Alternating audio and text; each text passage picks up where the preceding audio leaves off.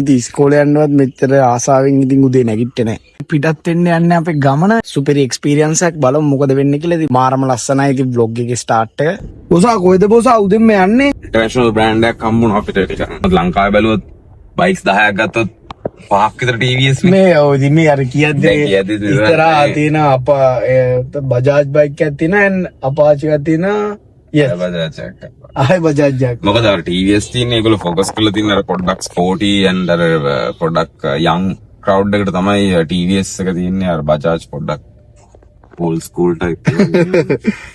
ඉතින් අපි බ්‍රෑන්ඩ් එකක් විදියට බලන්න ඕනේ. ඉතින් බ්‍රෑන්ඩ් එක කොච්චර ලොකුයිද, කොච්චර ලොකු බයික් ගානක් ඒගොල්ලෝ මේ වෙද්දි දැනට නිෂ්පාදනය කරලා තියෙනවද කියලා. අපිට මේ වගේ බ්‍රෑන්ඩ් එකක් එක්ක කොලැබ් කරන්න ඉන්වයිට් කරපු එකම ඇත්තටම ලොකු දෙයක්.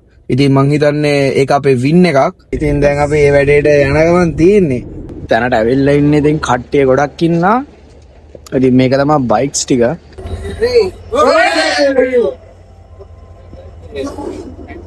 දැන් මගේ වාරේ ඇවිල්ලා තියෙන්නේ බයික් එක ගන්න වාරේ.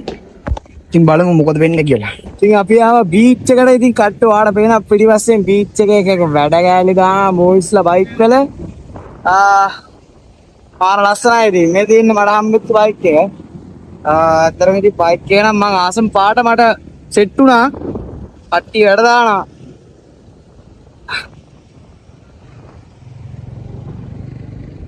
ඉතින් බයික් එකක් පදින්න ඇවිල්ලා අන්තිමට නයිට් එකේ සුපිරි ආතල්ලයක් ගත්තා. පාඩ පේනවනේ පිටිපස්සෙන්.